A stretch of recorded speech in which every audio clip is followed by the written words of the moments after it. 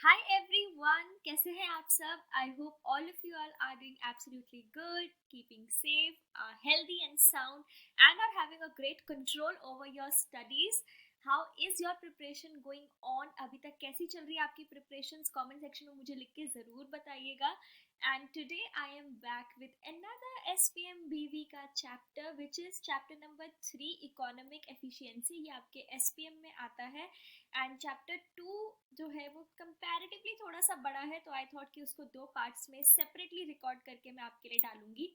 And ये chapter उसके comparison में थोड़ा सा छोटा था, तो आई थॉट कि पहले ये चैप्टर आप लोगों के साथ एक बार फटाफट से गो थ्रू कर लेती हूँ एंड आप लोगों को थोड़ा सा रिवाइज करवा देती हूँ, ताकि आपको भी थोड़ा सा एक कॉन्फिडेंस आए कि हाँ, अब आपके इतने नंबर ऑफ चैप्टर्स बढ़ गए हैं।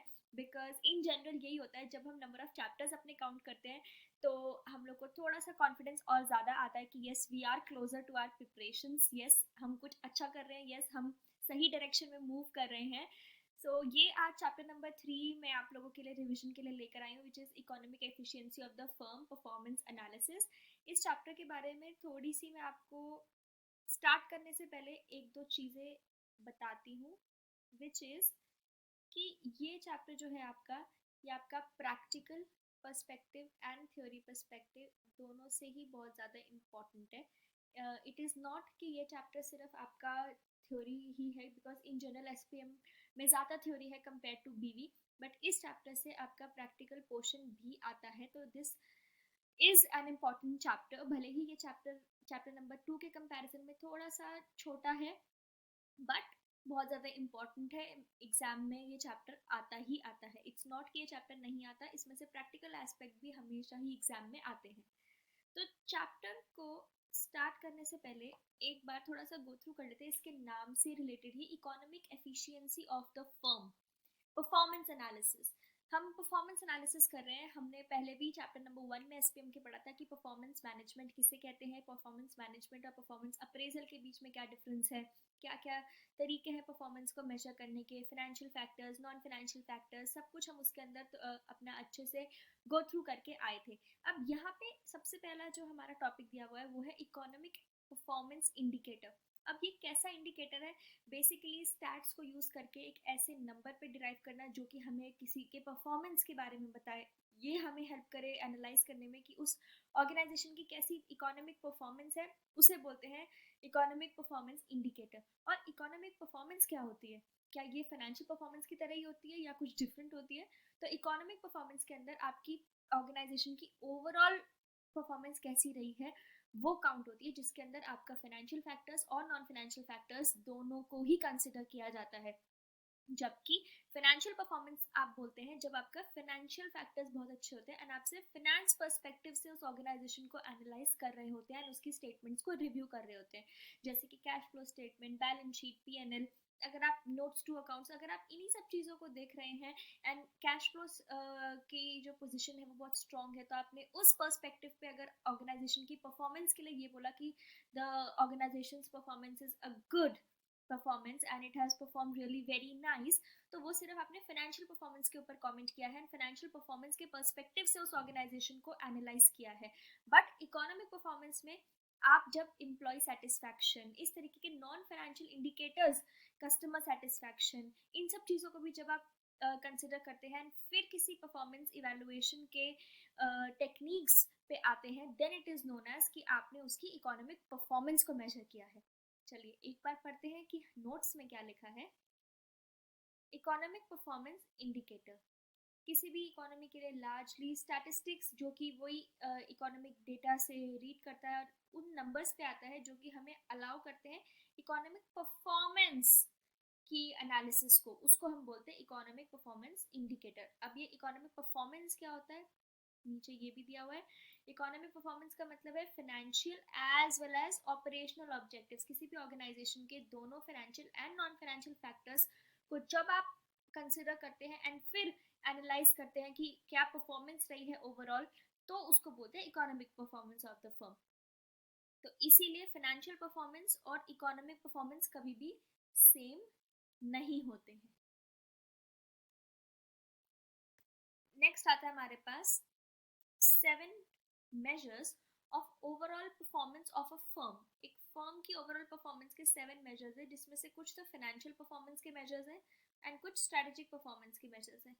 चलिए, फाइनेंशियल परफॉर्मेंस में हमारी प्रॉफिटेबिलिटी कैसी रही, हमने क्या प्रॉफिट्स कमाए, मार्केट वैल्यू कैसी रही हमारी, हमारी कितनी ओवरऑल ग्रोथ हुई। एंड स्ट्रेटेजिक परफॉर्मेंस में क्या हमारा एम्प्लॉय सेटिस्फैक्शन है, कस्टमर सेटिस्फैक्शन, इन्वायरमेंटल परफॉर्मेंस कैसी है, एंड हमारी social performance, social presence in the market कैसी है। Then we have KPIs. KPIs क्या होते हैं बेसिकली? की परफॉर्मेंस इंडिकेटर्स। ये वो इंडिकेटर्स होते हैं, कुछ ऐसे क्रूशियल पॉइंट्स होते हैं जिनके ऊपर हम अपनी पूरी एनालिसिस करते हैं एंड जिनकी एनालिसिस से हमें ये पता लगता है कि ऑर्गेनाइजेशन ने जो अपने गोल सेट किए थे, क्या वो उन गोल्स को मीट कर पा रहा है या नहीं कर पा रहा है। पढ़ के देखते हैं एक बार। केपीआईज वो मेट्रिक्स हैं जो हेल्प करती है मेजर करने के लिए ऑर्गेनाइजेशन की progress towards the achievement of its strategic goals. KPIs for organizational perspective के उससे चूज किए जाते हैं। कौन कौन से? Financial, customer perspective, process perspective and people perspective. Factors in setting effective performance measures. Effective performance measures को सेट करने के लिए कुछ फैक्टर्स हैं जिनको हमें ध्यान रखना होता है। ये फैक्टर्स को लर्न करने का एक बहुत अच्छा निमोनिक है जो कि आपकी मॉड्यूल में भी शायद दिया गया है, which is smart goals. Smart mnemonic से आप लर्न कर सकते हैं, जिसमें से S stands for specific, M stands for measurable, A stands for attainable, R for realistic and T for tangible. अब ये स्मार्ट गोल्स का मतलब क्या है? स्पेसिफिक। स्पेसिफिक का मतलब है कि जो भी आप गोल्स बनाते हैं वो बहुत ही ज़्यादा ही एग्जैक्ट होने चाहिए, वेग नहीं होने चाहिए, जिससे कि आपको पता लगे कि आपने क्या गोल अपना सेट किया है। मेजरेबल, जो भी गोल आप बनाओ वो इजीली, वो उसकी कोई मेजर करने की कोई टर्म हो एंड वो इजीली मेजरेबल होना चाहिए। अटेनेबल। अटेनेबल मतलब कि अगर वो एक ऐसा गोल आपने सेट करना है जो कि आप उसको अचीव कर पाए। अगर आपने एक ऐसा गोल लिया जिसको आप अचीव ही नहीं कर सकते, तो वो ऑर्गेनाइजेशन के अंदर के एम्प्लॉयज को भी इतना डिमोटिवेट करेगा कि आप वो ऐसी चीजों के गोल सेट करो जो कि आप अचीव कर ही नहीं सकते, अटेन कर ही नहीं सकते। इसीलिए हमें ऐसे गोल्स बनाने हैं जो कि अटेनेबल भी हो, जिससे कि एम्प्लॉयज का मोटिवेशन भी बना रहे। Then comes realistic. रियलिस्टिक का वही मतलब है कि गोल्स आपके हमेशा ही रियलिस्टिक होने चाहिए। And tangible. टेंजिबल में टेंजिबल स्टैंड फॉर एम्प्लॉयज के लिए भी कि कोई ना कोई टेंजिबल, जस्ट लाइक वी से इंसेंटिव, बोनस, इस टाइप से कोई भी टेंजिबल एसेट जो है वो इन्वॉल्व होनी चाहिए, जिससे कि एम्प्लॉयज को भी बहुत ज़्यादा एक मोटिवेशन रहे उन गोल्स को अचीव करने के लिए। एक बार पढ़ के देखते हैं। स्पेसिफिक मतलब वही क्लैरिटी एंड स्पेसिफिटी होनी चाहिए मेजर्स की for the objectives, easily measurable होने चाहिए। अगर मेजर ही इम्पॉसिबल है तो एम्प्लॉयज डीमोटिवेट हो जाएंगे और वो फिर वो काम करेंगे ही नहीं, कि ये तो काम किया ही नहीं जा सकता, ये तो हो ही नहीं सकता, तो करना भी क्यों है। रियलिस्टिक गोल हमेशा रियलिस्टिक होने चाहिए। And for measures to be motivating for employees, ultimately एक tangible measure होना चाहिए। Then comes profit optimization under different market structures. different market structures में profit optimization किस तरीके से होता है? तो जी यहाँ पे आपको एक सबसे पहली बात एक फॉर्मूला दिया हुआ है जो कि बहुत लोगों को समझ में भी नहीं आ रहा होगा कि ये क्या एकदम से इतना लिख दिया। तो ये कुछ भी नहीं है, सिंपल वही फॉर्मूलाज हैं जो हम बचपन से सिंपल मैथ्स पढ़ते आ रहे हैं, सिर्फ ये वही है। अब ये सिंपल मैथ्स कैसे है, जो कि लग तो नहीं रही सिंपल, वो सिंपल ऐसे है कि पाई यहाँ पे डिनोट कर रहा है प्रॉफिट। इन जनरल प्रॉफिट कैसे निकलता है? जो भी आपने कमाया उसमें से अपने सारे खर्चे निकाल दो, ये उसी चीज का फॉर्मूला दिया हुआ है। क्वांटिटी आपने कितनी सेल करी, मल्टीप्लाई बाय प्राइस, जो कि आपका आ जाएगा टोटल आपने कितना कमाया, आपकी टोटल सेल्स, माइनस क्या क्या माइनस कर रहे हैं हम, quantity multiplied by variable cost, तो ये आपकी पूरी खर्चा आ गया वेरिएबल कॉस्ट का, माइनस टोटल फिक्स्ड कॉस्ट। इसमें से टोटल फिक्स्ड कॉस्ट आप और हटा देंगे। टोटल फिक्स्ड कॉस्ट को आपने नॉन ऑपरेटिंग एक्सपेंस कंसीडर किया हुआ है क्योंकि वो एक पर्टिकुलर पीरियड से रिलेटेड है, तो ये आपका नॉन ऑपरेटिंग में आएगा। Then comes markets. अब ये अभी हमने ऊपर पढ़ा profit for optimization under different markets. अब मार्केट्स होते क्या हैं? मार्केट हम इन जनरल ये अब थोड़ा सा आपको वापस लेके जा रहा है आपके सीएमए फाउंडेशन के डेज में, या फिर और पीछे जाए तो आपके 11th-12th के डेज में, जब आपको पढ़ाया जाता था कि मार्केट क्या होती है, कौन कौन से डिफरेंट टाइप्स ऑफ मार्केट्स हैं। उसमें हमने पढ़ा था कि मार्केट क्या होती है। क्या मार्केट कोई फिजिकल प्लेस को बोलते हैं? नहीं। मार्केट बेसिकली हम उस प्लेटफॉर्म को बोलते हैं जहाँ पे बायर और सेलर दोनों ही एक दूसरे के साथ नेगोशिएशन के अंदर एंटर करते हैं, and the seller agrees to sell their product or service to the buyer at a particular decided price। वो पूरा प्लेटफॉर्म, वो इंटरेक्शन जहाँ पे है, that is known as a market. अब different different types of goods, different different types of sellers, different types of market conditions, market जो है वो डिफरेंट डिफरेंट टाइप्स की होती है। थोड़ा सा इसमें वही सारा आपका इकोनॉमिक्स का टच है, तो वो हम एक बार थोड़ा सा दोबारा से रिकैप करेंगे। सबसे पहले यहाँ पर है एलिमेंट्स ऑफ मार्केट। मार्केट के क्या क्या एलिमेंट्स होते हैं, एक बार ये देखते हैं। मार्केट में सेलर होता है, बायर होता है। सेलर और बायर दोनों ही एग्री करते हैं एक पर्टिकुलर प्राइस पे ट्रांजैक्ट करने के लिए। कमोडिटी का नेचर दोनों को पता होता है। प्राइस जो है वो मार्केट की कंडीशंस के हिसाब से डिटरमाइन करते हैं। कंपटीशन डिपेंड करता है कि कितने बायर्स हैं कितने सेलर्स हैं।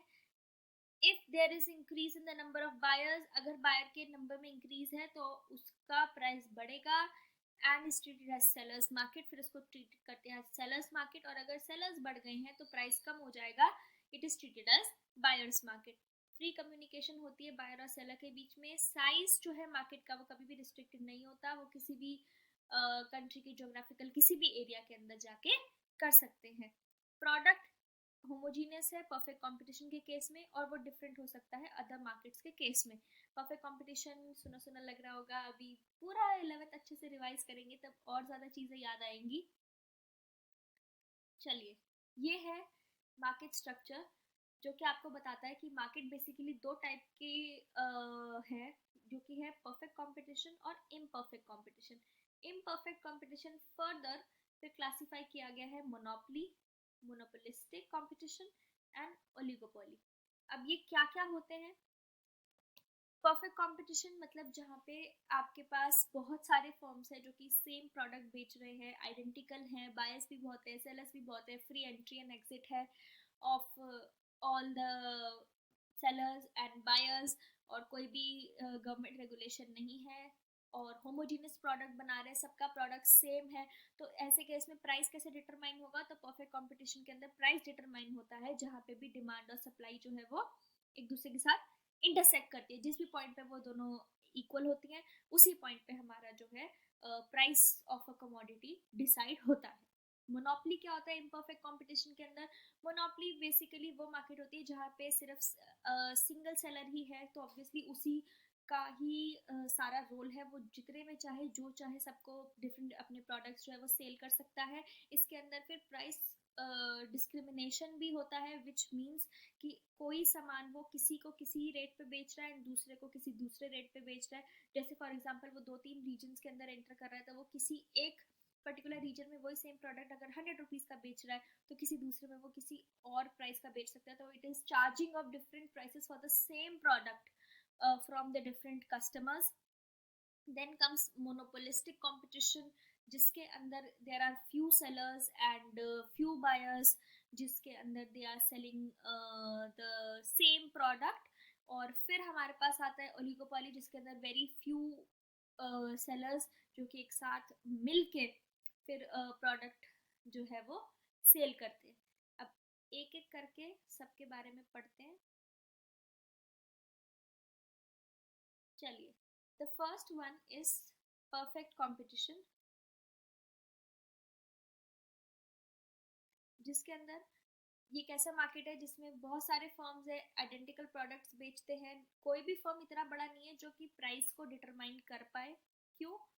क्योंकि बहुत सारे बायर्स हैं, बहुत सारे सेलर्स हैं। कोई एक ने अपना प्राइस कुछ भी अगर डिफरेंट किया, कुछ किया, तो the customer will move on to the other one. तो किसी के भी हाथ में नहीं है मार्केट के प्राइस को कंट्रोल करना, अनलाइक मोनोपोली, क्योंकि वहाँ पे तो एक ही सेलर होता है।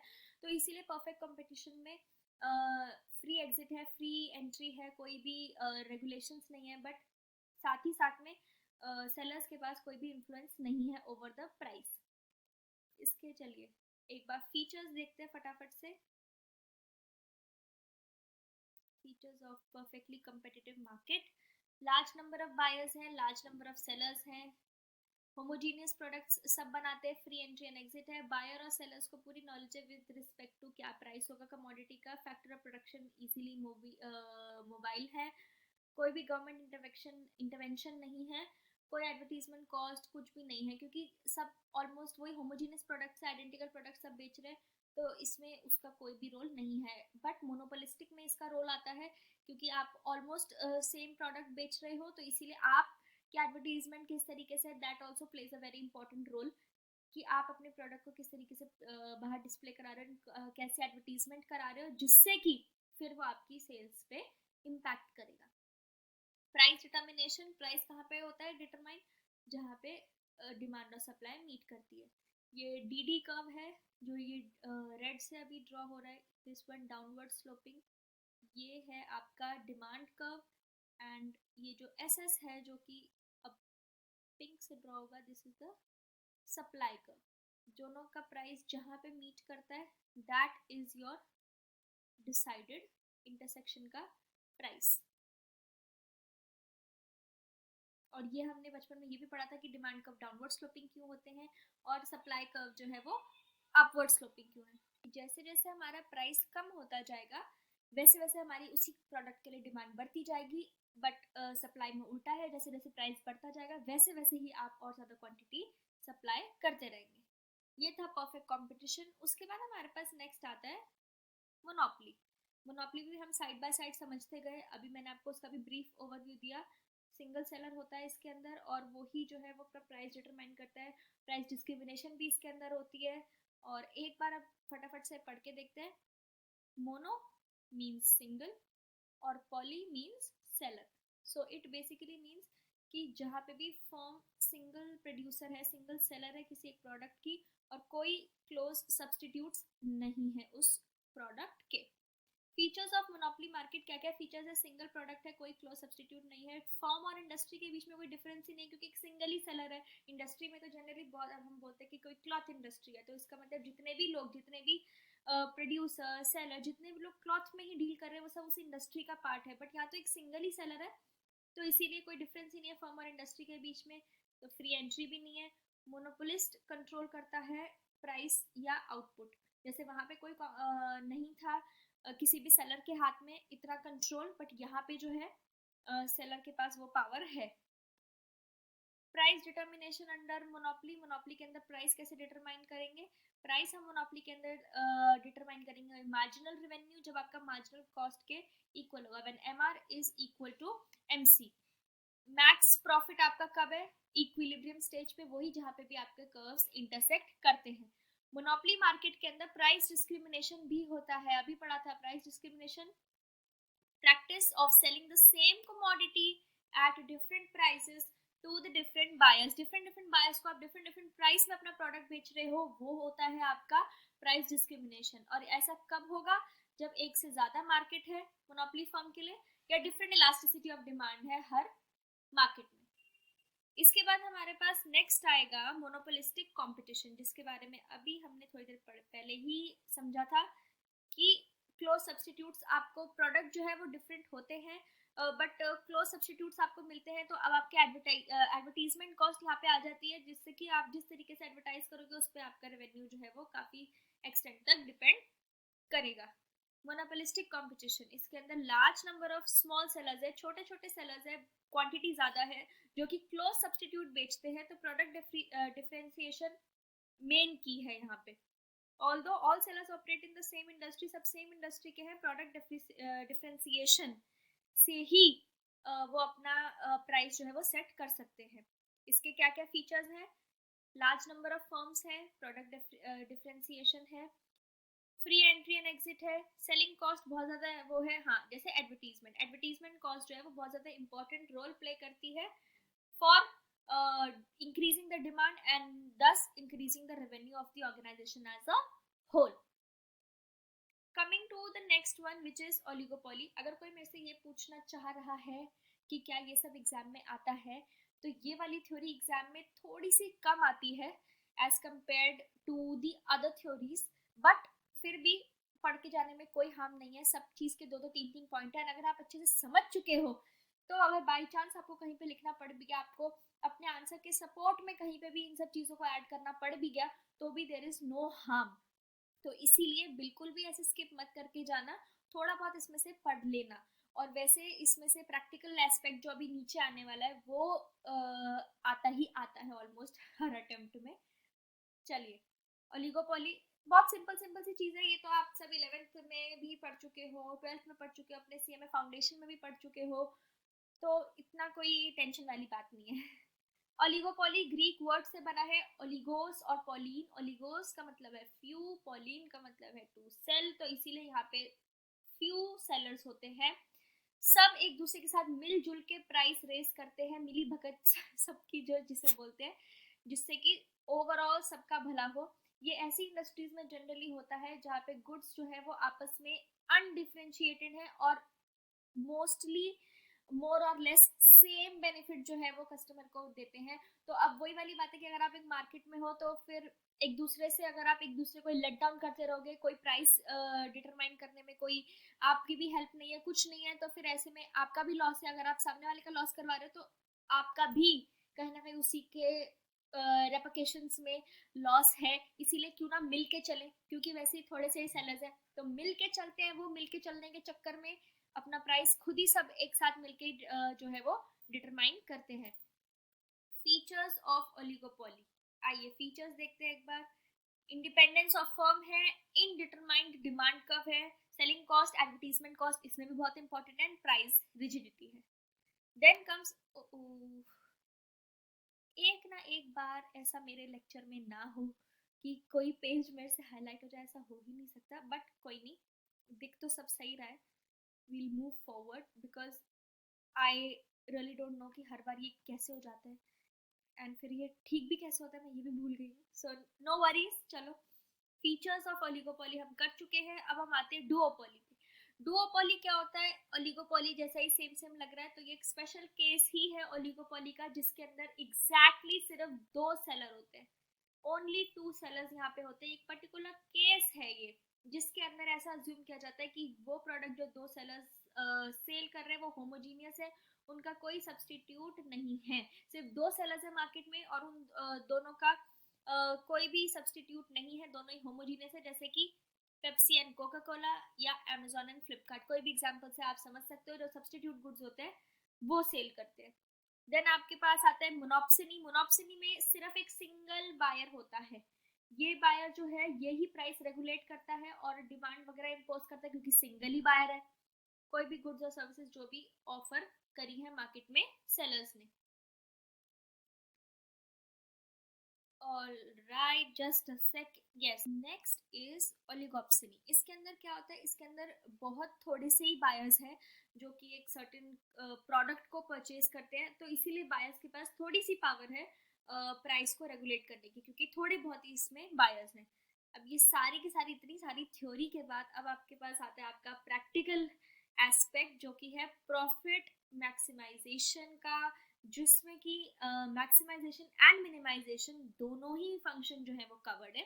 सबसे पहले मैं एक चीज़ आपको इसमें बताना चाहती हूँ कि ये यहाँ पे आप देख रहे हो step 1, step 2, step 3, step 4 and step 5। ये 5 यहाँ पे जो स्टेप्स हैं, ये स्टेप्स आपको ये बता रहे हैं कि किस तरीके से आप जो है अपने पूरे profit maximization and minimize cost minimization के एस्पेक्ट्स को, के क्वेश्चंस को किस तरीके से सॉल्व करोगे।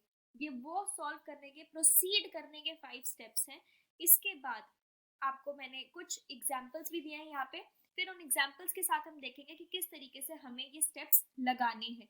तो इसीलिए सबसे पहले हम स्टेप्स देख लेते हैं एक बार, उसके बाद मैं आपको प्रैक्टिकली जब दिखाऊंगी कि किस तरीके से ये स्टेप्स आप लगाओगे अपने क्वेश्चन में, तब आपको ये और ज़्यादा क्लियर होंगे। चलिए, the very first step is first derivative निकालना, जिसका मतलब है कि आपने डिफ्रेंशिएट करना है फंक्शन को विद रिस्पेक्ट टू क्वांटिटी, जिसको हम बोलते हैं फर्स्ट डेरिवेटिव। तो स्टेप 1 में आप फर्स्ट डेरिवेटिव निकालेंगे।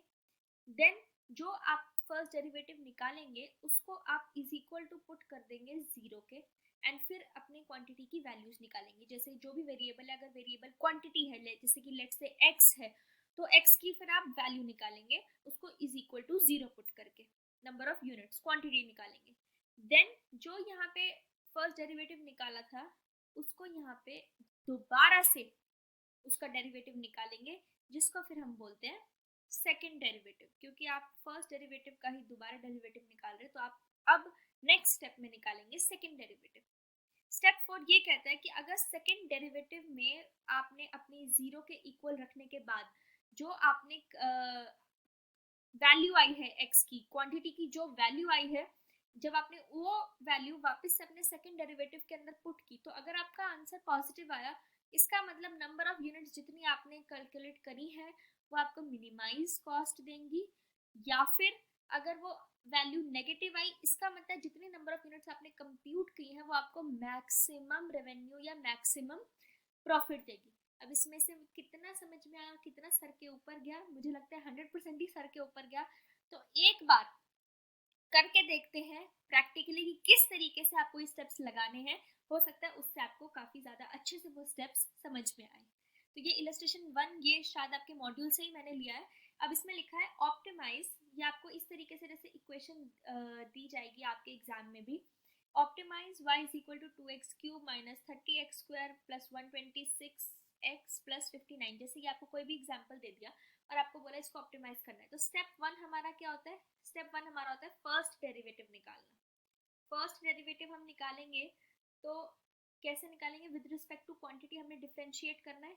तो जब डेरिवेटिव निकालेंगे तो ये बन जाएगा dy, क्योंकि y है हमारी इक्वेशन। तो dy बाई dx हमारा क्या निकलेगा? अब डेरिवेटिव निकालना आता है तो बहुत अच्छी बात है, आप निकाल लेंगे। नहीं आता तो मैं आपको एक चीज बताती हूँ कि किस तरीके से डेरिवेटिव निकलता है। जो आपकी वैल्यू होती है वो वैल्यू यहाँ पे एज इट इज लिखी रहती है। जो आपकी पावर होती है, एक्सपोनेंशियल पावर होती है, वो पावर जो है वो नीचे आती है, मल्टीप्लाई होती है आपके, अगर कोई नंबर आगे साथ में अटैच है उसके, और उस पावर में से, उस वेरिएबल में से आप कर देते हैं बाद में -1। जैसे फॉर एग्जांपल मैं इसका एक बार आपको निकाल के बताती हूँ। This is 2x cube, 2x cube है ये। तो इसके अंदर 2 यहीं पे एज इट इज रहेगा, multiply, I think that there is some problem going on here, just a second, my stylus is I think not working fine. I'll try one more time. 2x cube, ये हमने इसको differentiate करना है। Like I said, जो number है वो as it is रहेगा, 2 as it is रहा।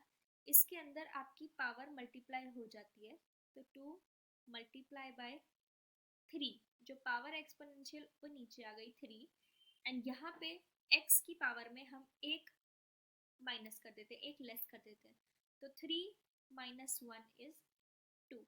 सो 2x क्यूब का differentiation comes out to be 6x square. ये हो गया आपका एक्सपोनेंशियल डिफरेंशिएशन, ये रहा 6x स्क्वायर। माइनस का minus, similarly 30 multiply by 2 is 60। x square था, 2 माइनस 1 1, तो इसलिए सिर्फ x, प्लस 126, x की पावर यहाँ पे क्या अज्यूम करते हैं? 1।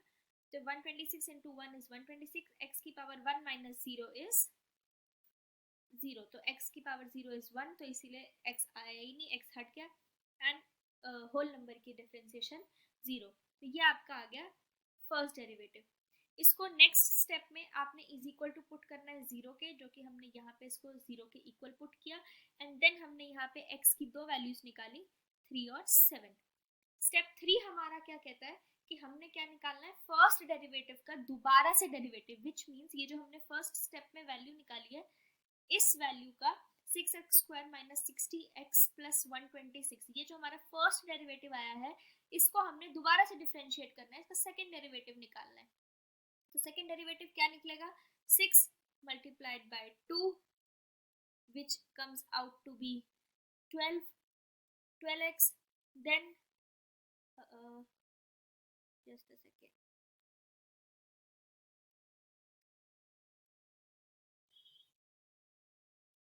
Yes, 6 multiply by 2 is 12, 12x हो जाएगा माइनस 60, x हमारा हट जाएगा, देन वो हमारा होल नंबर है तो इसीलिए वो चीज इतनी ही रहेगी.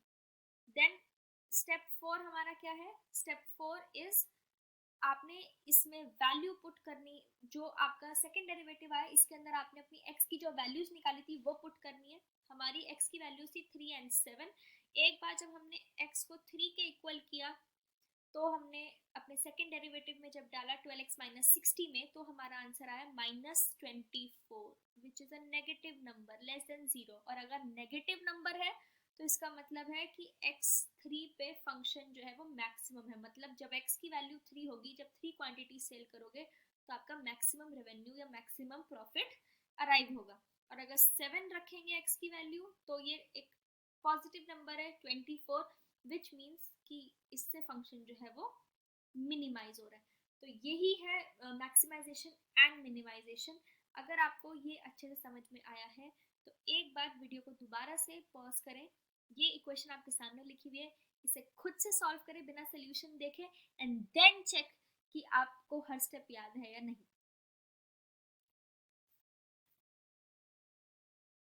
नेक्स्ट आपके पास आता है कुछ ऑप्टिमाइजेशन की टेक्निक्स है. ये हमने बचपन में जो फॉर्मुलेज पढ़े थे वही सारे फॉर्मुलेज है. एवरेज कॉस्ट क्या होता है? टोटल कॉस्ट को क्वांटिटी से डिवाइड कर देंगे तो एवरेज कॉस्ट निकलेगी. एवरेज वेरिएबल कॉस्ट क्या होगा? अगर वेरिएबल कॉस्ट को हम डिवाइड कर देंगे क्वांटिटी से. मार्जिनल कॉस्ट क्या होगा? आपका derivative dx dc by dx. Fixed cost average is fixed cost divide by quantity. ये एक और इलस्ट्रेशन है आपके लिए. मैक्सिमाइज करना है प्रॉफिट. प्रॉफिट कब मैक्सिमाइज होता है? जब वैल्यू नेगेटिव हो या पॉजिटिव हो. आइए ऊपर ही चेक करते हैं जिससे कि आपको पता चले कि आपने कहाँ पे पढ़ा था. ये देखिए स्टेप 4 में लिखा है कि अगर पॉजिटिव है तो मिनिमम है, और अगर डेरिवेटिव में यूनिट्स को डालने के बाद अगर आपकी वैल्यू जो आती है वो नेगेटिव आती है तो इट मीन्स कि आपका फंक्शन मैक्सिमाइज्ड है, मैक्सिमम प्रॉफिट है. तो आपको यहाँ पे बोला मैक्सिमाइज करना है आपने प्रॉफिट. चलिए ये क्वेश्चन आपके सामने ही है. एक बार आई वॉन्ट यू ऑल कि आप वीडियो पॉज करें, क्वेश्चन खुद नोट करें एंड खुद सॉल्व करें, उसके बाद वीडियो प्ले करें. Okay, so I am assuming कि आपने ऐसा ही किया है. चलिए देखते हैं कि आपने सही किया है या नहीं, कहाँ पे गड़बड़ है. चलिए सबसे पहली बात है कि आपने सबसे पहले तो प्रॉफिट निकालना है, क्योंकि इसमें बोला है कि मैक्सिमाइज करना है प्रॉफिट को, पर प्रॉफिट तो दिया ही नहीं है. तो सबसे पहले तो प्रॉफिट निकालेंगे. प्रॉफिट का सिंपल सा फॉर्मूला होता है हमारा, रेवेन्यू में से आप अपनी कॉस्ट माइनस कर देंगे तो आपका प्रॉफिट आ जाएगा. ये हमने अभी ऊपर भी देखा था. तो profit is total revenue minus total cost. आपने टोटल रेवेन्यू ये पूरी आपकी 4000 क्यू माइनस 333 क्यू स्क्वायर में से माइनस किया अपना पूरा total cost which is 2x cube minus 3q square plus 400q plus 5000. ये माइनस करने के बाद साइन हमेशा देख लीजिएगा कि अगर बाहर माइनस है, ये पूरी इक्वेशन के बाहर माइनस है, तो जब ब्रैकेट्स ओपन होंगे तो साइन चेंज हो जाते हैं. उसके बाद आपके पास आपका प्रॉफिट आया minus 2q cube minus 30q square plus 3600q minus 5000. ये आपका प्रॉफिट है. अब प्रॉफिट मैक्सिमाइज करना है तो ये अब इक्वेशन आई है हमारे पास. अब इसको करते हैं, इसमें अपने स्टेप्स लगाते हैं. सबसे पहले हम करेंगे इसका फर्स्ट डेरिवेटिव. 3 2 6 एंड q की power 3 minus 1 is 2. Minus 6q square minus 30 multiply by 2 is 60 and q का 2 माइनस 1 इज सिंगल q की पावर 1 तो सिर्फ q, तो माइनस 60x एंड 3600 q में से q की पावर 1 है तो 3600 into 1 and q 1 minus 0 q की पावर 0 इज इक्वल टू 1, तो इसीलिए सिर्फ 3600. अब नेक्स्ट स्टेप हमारा कहता है कि हम इसको इज इक्वल टू 0 पुट कर देंगे एंड देन वैल्यूज निकालेंगे. जब हमने इसको इज इक्वल टू 0 पुट किया तो हमारे पास वैल्यूज आई हैं q की 20 और माइनस 30. अब ये प्रॉफिट है तो हम क्वांटिटी निकाल रहे हैं. क्वांटिटी तो कभी नेगेटिव में हो नहीं सकती, तो आप यहीं से ही छोड़ दोगे माइनस 30 को, तो Q हमारा आ गया 20. जैसे हम सेकंड डेरिवेटिव निकालते हैं, सेकंड डेरिवेटिव में जितने भी आंसर आते हैं वेरिएबल हम वो सारे ही पुट करते हैं, पर यहाँ पे जैसे अभी हमने ऊपर 3 और 7 दोनों ही वैल्यूज पुट की थी, पर इसमें हम दोनों वैल्यूज नहीं पुट करेंगे क्योंकि हमें पता है कि एक वैल्यू ऑलरेडी नेगेटिव आ चुकी है और क्वांटिटी कभी भी नेगेटिव नहीं हो सकती, तो गलत वैल्यू हम नहीं पुट करके उसको चेक करेंगे, तो हम सिर्फ 20 ही कंसिडर करेंगे सेकंड डेरिवेटिव में। अब ये हमारा सेकंड डेरिवेटिव हम निकालेंगे जो कि आया है -12 -60। इसमें जब -20 पुट किया तो आंसर जब 20 हमने x की वैल्यू पुट करी q की वैल्यू, तो हमारे पास आंसर आया -300 जो कि नेगेटिव नंबर है, और नेगेटिव होता है तो प्रॉफिट मैक्सिमाइज होता है। टोटल प्रॉफिट भी निकाल के दिया है लास्ट में, which comes out to be ₹39,000, जिसके अंदर हमने प्रॉफिट की जो इक्वेशन सबसे ऊपर बनाई थी सबसे पहले जो हमारी प्रॉफिट की, ये total revenue minus total cost, जिस इक्वेशन पे हमने सारे स्टेप्स लगाने स्टार्ट किए थे, ये हमारा प्रॉफिट है। इसके अंदर हमने क्यू की वैल्यू पुट करी 20, तो इससे हमारा प्रॉफिट जो है वो निकल के आया नंबर्स में, that comes out to be ₹39,000। चलिए इसी तरीके से ये एक और क्वेश्चन है आप लोगों के लिए। अगेन पॉज द वीडियो, खुद से क्वेश्चन पढ़ें, सॉल्व करें एक बार पेन पेपर से। कभी भी कोई भी प्रैक्टिकल सब्जेक्ट पढ़ते तो हमेशा make sure that you always right it down, because वैसे भी समझ में तो नहीं आते ऐसे नॉर्मली वीडियो देख के, तो मेक श्योर कि आप पेपर पे you write it down and then you see कि आपको कितने स्टेप्स याद हुए एंड किस तरीके से आप अपने आंसर्स कर रहे हैं, एंड अल्टीमेटली चेक कि whether your answers are correct और नॉट। तो 2 मिनट के लिए पॉज करें और ये क्वेश्चन फटाफट से सॉल्व करें। क्वेश्चन कहता है कि मैन्युफैक्चरर जो है वो क्यू आइटम सेल कर सकते हैं, मतलब क्वांटिटी क्यू है वो आप सेल कर सकते हो at a price of 330 minus Q. ये आपका सेलिंग प्राइस है 330 minus Q. Cost of production आपका फंक्शन दिया हुआ है, टोटल कॉस्ट का फंक्शन, तो मैक्सिमम प्रॉफिट कितना होगा ये आपने बताना है।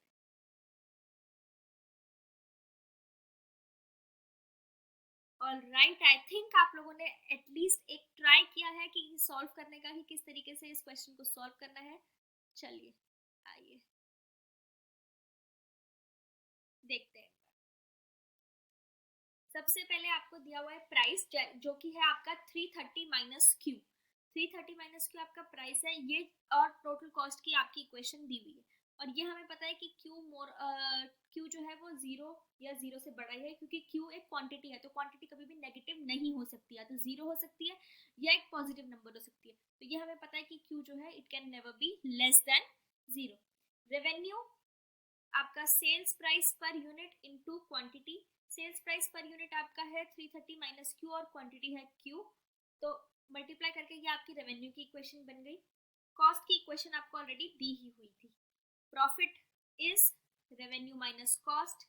सिमिलर केसेस में सिमिलर ग्राउंड्स पे हमने वही पहले अपनी पूरे ये प्रॉफिट की इक्वेशन में से लेस किया अपने कॉस्ट की इक्वेशन जो कि गिवन थी, ब्रैकेट खुलता है तो साइन चेंज हो जाते हैं, जिसके बाद हमारे पास जो है प्रॉफिट की इक्वेशन आई -2q² प्लस 320q माइनस 12।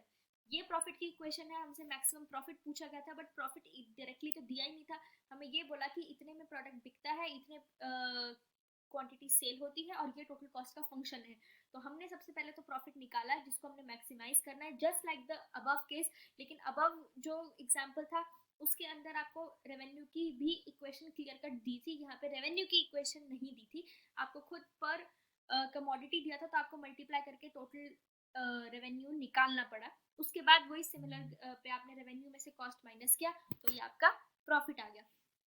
अब हम इस पे लगाएंगे स्टेप 1 विच इज डेरिवेटिव निकालना, तो 2 multiply by 2 is 4 and q की पावर 2 माइनस 1 इज 1, तो -4q एंड प्लस 320, ये q की पावर हम हमेशा 1 मानते हैं, 1 होती है जब कुछ नहीं दिया होता, तो एक्सपोनेंशियल पावर की, तो 320 इंटू 1 इज 320, q की power 1 minus 0, 1 minus 1 is 0, q की पावर 0 इज 1, तो आ गया प्लस 320। ऑलराइट, अब हम क्या करेंगे, सेकेंड स्टेप, इसको हम इज इक्वल टू कर देंगे किसके, जीरो के, इसको इज इक्वल टू जीरो करके हमने क्यू की वैल्यू निकाली which comes out to be 80। एक बार वैल्यू आ गई, अब सेकेंड डेरिवेटिव निकालेंगे जो कि आया है -4, जो कि एक नेगेटिव नंबर है, विच इंडिकेट्स कि हाँ इस पे ये मैक्सिमाइज प्रॉफिट होगा। तो मैक्सिमाइज होगा प्रॉफिट 80 यूनिट्स पे, प्रॉफिट नंबर्स में आता है 12,788 रुपीज। दो तीन क्वेश्चंस हमने इस तरीके के कर लिए, तीन क्वेश्चंस यहाँ पे हमने कर लिए। आई होप कि आपको कॉन्सेप्चुअल क्लैरिटी भी आई होगी, एंड ये लेक्चर्स आपको सिर्फ थियोरेटिकल कॉन्सेप्ट्स के लिए नहीं बल्कि प्रैक्टिकल एस्पेक्ट्स के लिए भी इक्वली बेनिफिट कर रहे हैं। Then comes the factors that affect pricing decision. अब कोई भी प्राइस अगर आप रखते हो अपनी कमोडिटी का, तो कौन कौन से फैक्टर्स हैं जो उसके डिसीजन को इम्पैक्ट करते हैं कि क्या प्राइस होना चाहिए। इंटरनल फैक्टर्स कौन कौन से हो सकते हैं, इंटरनल आप ऑर्गेनाइजेशन के लिए आपके क्या गोल्स हैं उस पर आपके प्राइस डिटरमाइन करता है, उससे आप अपने प्राइस डिटरमाइन करते हैं, आपकी कितनी कॉस्ट लग रही है उस पर डिपेंड करता है कि आप क्या प्राइस रखोगे। मार्केटिंग मिक्स की क्या स्ट्रैटेजीज हैं उस पर डिपेंड करता है कि क्या प्राइस रखोगे। मार्केट में उसकी कितनी डिमांड है, ये तो एक्सटर्नल फैक्टर्स हो गए सारे। मार्केट में कितनी डिमांड है उसकी, देन उसमें कौन कौन से कंपेटिटर्स हैं, गवर्नमेंट की क्या पॉलिसीज हैं, एंड इकोनॉमी कैसी चल रही है, अभी इन्फ्लेशन है या क्या है, किस तरीके का बूम आपको मिला हुआ है, उस सब पे भी डिपेंड करता है कि क्या प्राइस आपका एक अपने प्रोडक्ट का या अपनी सर्विस जो आप रेंडर कर रहे हो इन द मार्केट वो होगा। Alright, then comes the quadratic equation.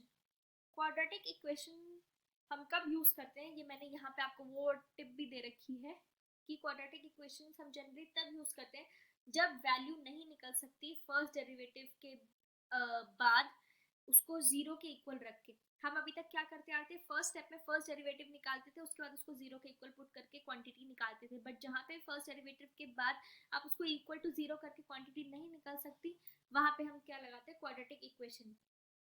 कैसे निकालना है, आउटपुट बताना है वही प्रॉफिट मैक्सिमाइज करने के लिए, और ऑल्सो डिटरमाइन प्रॉफिट, मतलब कि लास्ट में हमने उसे प्रॉफिट की इक्वेशन में डाल के न्यूमेरिकल फॉर्म में भी बताना है कि टोटल अमाउंट कितना है प्रॉफिट का। चलिए, सबसे पहले हमें क्या क्या दे रखा है, हमें रेवेन्यू दे रखा है। रेवेन्यू के बाद हमें टोटल कॉस्ट दे रखी है। तो वी नो सबसे पहले तो कि प्रॉफिट क्या होता है, रेवेन्यू माइनस कॉस्ट, दोनों को माइनस करेंगे, सबसे पहले प्रॉफिट की इक्वेशन बन जाएगी। प्रॉफिट की इक्वेशन बनने के बाद यहाँ पे हमने इसको इज इक्वल टू जीरो रखा, और इज इक्वल टू जीरो रखने के बाद हमने मिडिल टर्म स्प्लिटिंग से इस बार ये सॉल्व किया है इक्वेशन। तो उससे हमारे आंसर आए हैं कि x की वैल्यू या तो है 12 या तो है 9। सेकेंड डेरिवेटिव हमने निकाला, वो हमारा है 12x माइनस 126। एक बार 12 पुट करेंगे, 12 पुट करने से आंसर पॉजिटिव आ रहा है जो कि हमें पता है कि मिनिमम हो जाएगा, और 9 पुट करने से माइनस आ रहा है, नेगेटिव आ रहा है, विच मीन्स कि मैक्सिमाइज हो रहा है फंक्शन। तो इसीलिए क्वांटिटी जिसके ऊपर सबसे ज्यादा है प्रॉफिट मैक्सिमम, वो होगी 9। अब इसमें और उसमें फर्क क्या रहा है, और कि यहाँ पे नीचे हमने टोटल भी करा हुआ है, तो फर्क सिर्फ रहा यहाँ पे इस स्टेप का क्वाड्रेटिक इक्वेशन में। इसी स्टेप के लिए आपको मैंने बताया था, ये अलग से एग्जांपल दिया है, उनके साथ मिक्स नहीं किया क्वाड्रेटिक इक्वेशन करके, क्योंकि यहाँ पे एक स्टेप ये एक्स्ट्रा हो गया मिडिल टर्म स्प्लिटिंग का। बस यही डिफरेंस है, ये आपने मैथ्स में जो आप पहले करते थे, जब आपकी इक्वेशन जो है वो उसमें जो एक्सपोनेंशियल पावर है वो बढ़ती थी, तो बस इसी पर्पस की वजह से यहाँ पे ये मैंने अलग से एग्जांपल दिया है, बाकी करने का तरीका बिल्कुल सेम है। मिडिल टर्म स्प्लिटिंग करेंगे, उसके बाद दो नंबर आपके आएंगे, दैट्स इट। तो इसीलिए एक बार ये रहा question, pause pause and do yourself and then check the answer. चार क्वेश्चंस हम ऑलरेडी कर चुके हैं प्रॉफिट मैक्सिमाइजेशन के। नेक्स्ट हमारे पास आता है elasticity of demand. Elasticity of demand, ये भी हम वापस चलते हैं अपने 11th में, या चलते हैं अपने सीएमए फाउंडेशन में, जहाँ पे हम demand, market, supply, types of market, types of supply के साथ इलास्टिसिटी ऑफ डिमांड भी पढ़ चुके हैं। इलास्टिसिटी ऑफ डिमांड का बेसिकली ये मतलब होता है कि आपका प्राइस किस एक्सटेंट तक एंड किस तरीके से चेंज हो रहा है in response to the change in the quantity that is being demanded in the market. तो change in demand and change in price, दोनों के बीच का जो डिफरेंस होता है वो दिखाता है कि क्या इलास्टिसिटी है डिमांड की। एक बार देखते हैं क्या लिखा है। उस एक्सटेंट तक नहीं पूछा जाता ये इलास्टिसिटी ऑफ डिमांड वाला टॉपिक, बट स्टिल मैंने रख दिया है आपके नोट्स में, बिकॉज एक्स्ट्रा पढ़ने से कुछ भी हार्म नहीं है। कभी कभी पूछा जाता है, बहुत ही रेयर, ज़्यादातर वो मैक्सिमाइजेशन के जो अभी हमने ऊपर क्वेश्चंस किए उसी में से प्रैक्टिकल एस्पेक्ट्स आते हैं इस चैप्टर में से। बट स्टिल क्योंकि मैंने हमेशा से मेरे ये नोट्स बनाने का जो मेन मोटिव है वो यही रहता है कि हर चीज़ कंसाइज वे में आपके पास हो।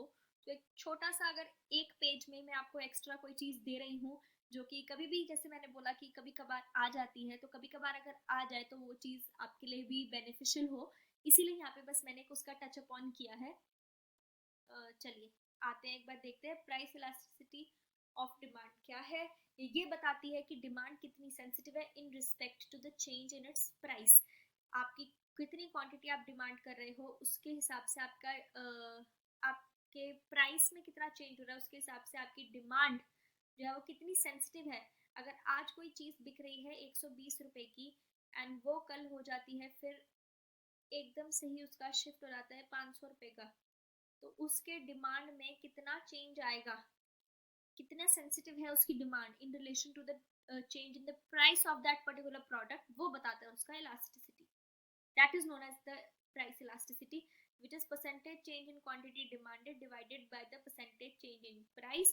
percentage change in quantity demanded हमारा होता है dx by dp, जो कि आप अभी अपने डेरिवेटिव कर रहे थे।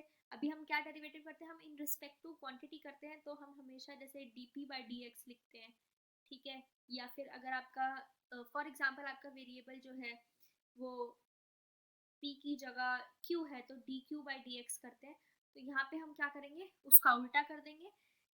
Divided by percentage change in price, उस सबको हमने रखा है जब मल्टीप्लिकेशन फॉर्म में उल्टा होके, तो that comes out to be multiplied by price into Q.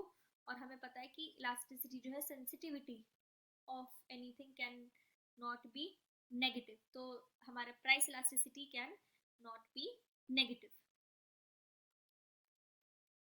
उसी की ये एक एग्जांपल है, एक बार अगर आप चाहो नहीं करो, ये आपका एग्जांपल है, करो वीडियो को दोबारा से पॉज। आज की वीडियो में तो बस मैं पॉज ही कराई जा रही हूँ, बट जितना पॉज करोगे, जितनी अपनी गलतियां खुद देखोगे, उतना ज़्यादा ही आपके लिए बेनिफिशियल होगा। करिए इसको pause and then try to solve it yourself. Okay चलिए आइए। अरे बाप रे, इतना बड़ा आंसर, इतना बड़ा, कोई बात नहीं, देखते हैं, छोटा ही करते हैं। अभी हमने फॉर्मूला देखा, dx by dp multiplied by p by q। dx by dp भी हमें निकालना है। सबसे पहले तो अगर हम p को डिफरेंशिएट करेंगे ये p की टर्म्स में, तो ये dp by dx आएगा, क्योंकि हम in relation to the quantity कर रहे हैं, in relation to the variable कर रहे हैं, तो dp by dx आएगा। तो जो भी आंसर आएगा, अब फिर उसके बाद हमें उसे उल्टा भी करना है। अभी पहले हम सीधा सीधा निकालते हैं dp by dx, जिसके अंदर की ये देखिए, सबसे पहले हम 10 हमारा न्यूमेरिकल, ये हमारा नंबर है, नंबर हम एज इट इज यहाँ पे रखेंगे। बहुत ही सिंपल टर्म्स मैंने यहाँ पे आपको करके दिखाया, जिससे कि अगर आपको कोई भी कंफ्यूजन है कि किस तरीके से निकाला जाता है डेरिवेटिव, तो वो प्रॉब्लम भी आपकी सॉल्व हो जाए। 10 हमने एज इट इज रखा है यहाँ पे। ये मल्टीप्लाई हो रहा है, अब ये किसके साथ मल्टीप्लाई हो रहा है, अब ये देखो हमारा नीचे है 1/x+2 का होल स्क्वायर, तो 1/x+2 का होल स्क्वायर को हम लिख सकते हैं x+2 की पावर -2, क्योंकि अगर ये x+2 होल स्क्वायर है बट ये डिवाइडेड में है, तो x+2 की पावर -2, तो ये -2 क्या दिखाएगा कि ये डिनोमिनेटर में है। अब इसको अगर मैं ऐसे लिखूं, x+2 की पावर -2, तो अब आप देखो, अब ये -2 जो है ये एक्सपोनेंशियल पावर है। जस्ट अ सेकेंड, अभी तक हम कैसे करते आ रहे थे कि जो भी हमारे वेरिएबल की पावर होती थी उसको हम नॉर्मल न्यूमेरिकल नंबर से मल्टीप्लाई करते थे, तो हमारे पास न्यूमेरिकल नंबर यहाँ पे 10 है, 10 को हम मल्टीप्लाई कर रहे हैं अब अपने एक्सपोनेंशियल पावर से। एक्सपोनेंशियल पावर हमारे पास है इस बार -2, तो 10 को हम मल्टीप्लाई करवाएंगे -2 से। फिर x+2, अब x+2 का भी डिफरेंशिएशन आ गया यहाँ पे 1। अब फिर हमारे पास क्या आएगा, x+2 जो पावर थी -1, पावर कितनी है हमारी -2, तो -2 -1, simple maths, minus minus plus, तो पावर आ गई -3। ये इसको हमने ये सॉल्व किया तो ये हमारे पास ये सब मल्टीप्लाई और आपस में, तो ये बन जाएगा -20 अपॉन x+2 का होल क्यूब, क्योंकि माइनस में है, माइनस डिनोट्स कि नंबर डिनोमिनेटर में है। ये हमारा आ गया dp/dx, लेकिन हमें dx/dp चाहिए, इसलिए हम इसको उल्टा कर देंगे, तो ये बन जाएगा x+2 का क्यूब डिवाइड बाय 20, ये माइनस का साइन हमने ऊपर ही रखा। देन अब हमें निकालना है p/q, क्योंकि इलास्टिसिटी निकालने के लिए dx/dp multiply by p/q। p हमारे पास है ही ऑलरेडी 10 डिवाइडेड बाय x+2 का होल स्क्वायर, p दिया हुआ था। p/q अब इसको और डिवाइड करना है क्वांटिटी से, क्वांटिटी बढ़ जाएगी नीचे, मल्टीप्लाई हो जाएगा x से। अब dx/dp काट कूट के आपके पास आपकी इलास्टिसिटी जो है डिमांड की, ये x अलग से मल्टीप्लाई हुआ क्योंकि हमने p/x किया, क्योंकि क्वांटिटी यहाँ पे x है, वेरिएबल x है, सब कुछ हमारा मॉड में है, तो काट पीट के हमारे पास इलास्टिसिटी ऑफ डिमांड आई है x+2। ये बहुत ही इजी सा था, अगर ज़्यादा नहीं भी आती आपको मैथ्स, आपने नहीं भी ली थी मैथ्स, अब ली भी थी तब भी सब भूल गए हो, तब भी बहुत इजी है कि सिंपल मैथ्स, इतना डिफरेंशिएशन वगैरह जितना भी अभी तक मैंने आपको बताया, सिर्फ यही आएगा आपके एग्जाम में, ऐसा नहीं है कि कुछ बहुत ज़्यादा ही हाईटेक आ जाएगा। So don't worry for it, but जितना कराया है उतना अच्छे से याद रखना, बिकॉज उतने में से तो आएगा ही। एंड लास्ट चीज जो मैंने यहाँ पे आप लोग के लिए डाली है वो है आपका पास्ट ईयर का क्वेश्चन, जो कि जून 17 अटेम्प्ट का था। सोल्यूशन इसका भी मैंने यहाँ पे दिया हुआ है, सेम वैसा ही है, बट आई वांट कि ये ऐसे पॉज होके पहले आप सॉल्व करें एंड देन उसके बाद नीचे देखें अपना आंसर। कॉस्ट फंक्शन आपको दिया हुआ है, आपको ये बताना है कि कौन से लेवल पे मार्जिनल कॉस्ट सबसे मिनिमम है और मार्जिनल कॉस्ट कितनी है। मिनिमाइजेशन का क्वेश्चन आ गया, तो हमने क्या देखा था, जब सेकंड डेरिवेटिव में वैल्यू पुट करने के बाद पॉजिटिव आता है तब कॉस्ट आपकी मिनिमम होती है, वो वैल्यू आपको बतानी है एंड देन टोटल कॉस्ट उस वैल्यू पे कितनी है वो बतानी है। कॉस्ट फंक्शन के अंदर आपको वो निकाल के टोटल अमाउंट उसमें बताना है। वीडियो पॉज करें एंड ये क्वेश्चन सॉल्व करें। ओके, आई होप कि आप सबने सॉल्व कर लिया होगा। ये आपके रेफरेंस के लिए आप एक बार देख सकते हैं, सोल्यूशन पॉजिटिव आया था, नंबर जब x की वैल्यू थी 5, तो इसीलिए 5 क्वांटिटी है जिसके अंदर आप जिस पे आपकी कॉस्ट जो है वो सबसे मिनिमम होगी, एंड देन कॉस्ट फंक्शन में 5 को सब्सटीट्यूट करने के बाद आपके पास टोटल कॉस्ट आई है अपनी मार्जिनल कॉस्ट आई है 50। ये आपका सोल्यूशन है, आप इसको अच्छे से एक बार गो थ्रू कर सकते हैं। ये लीजिए, आप पॉज करके एक बार इसका भी स्क्रीनशॉट लेना हो तो ले सकते हैं। All right, so yes, this was all about chapter number 3 of SPM, which is economic efficiency of the firm performance analysis, जिसके अंदर practical aspects and theoretical aspects दोनों ही मैंने कवर किए, आपको 5-6 क्वेश्चंस भी कराए, डिफरेंट टाइप्स के भी करवाए। आई होप कि चैप्टर आपको अच्छे से समझ में आया होगा। अगर आपके किसी भी CMA फ्रेंड्स के साथ ये चैनल ऑलरेडी नहीं शेयर हुआ है, so I would highly request you all to share the channel with your CMA friends and your CA friends and all the even pass outs as well, क्योंकि मैं interview के questions भी काफ़ी ज़्यादा डाल रही हूँ, जो कि सूनर और लेटर जैसे ही आप बन जाएंगे आपको भी ज़रूरत पड़ेगी उन सब टिप्स एंड ट्रिक्स की एंड ये आइडिया लगाने की कि किस टाइप की ऑर्गेनाइजेशन कैसे क्वेश्चंस जनरली पूछती है अपने इंटरव्यूज में। So please share the channel with all of your finance friends as well. It highly motivates me and I will make sure to provide you all the study materials and each and everything that I can possibly do for all of you. मैंने बहुत ही reasonable amount पे 350 MCQs along with their answers cost and management audit के दे रही हूँ। वो भी मेरे description box में जो नंबर आप उस पर व्हाट्सएप करके अगर आपको वो चाहिए तो आप वो भी ले सकते हैं, इन एडिशन टू ये नॉर्मल जो नोट्स हैं, बिकॉज वो 350 जो क्वेश्चन हैं वो MCQ के हैं, वो through out the cost and management audit का पेपर कवर करेंगे, जिसके अंदर से माइन्यूट डिटेल्स में भी आपको हेल्प मिलेगी प्रिपेयर करने के लिए MCQs के लिए, एंड इन जनरल एक बहुत अच्छी रिविजन होगी विद आंसर्स। आपकी PDF है अराउंड 58 और मे बी 60 पेजेस की, जिसके अंदर आपके 350 MCQs along with answers covered है। तो अगर आपको वो भी चाहिए तो आप उसके लिए भी मुझे नीचे दिए गए डिस्क्रिप्शन बॉक्स के नंबर पे व्हाट्सएप कर सकते हैं। Thank you so much everyone for watching the video and I hope that you all pass as soon as possible with flying colors. And just like I always say, I'm just a message away. Thank you so much, everyone. Bye bye.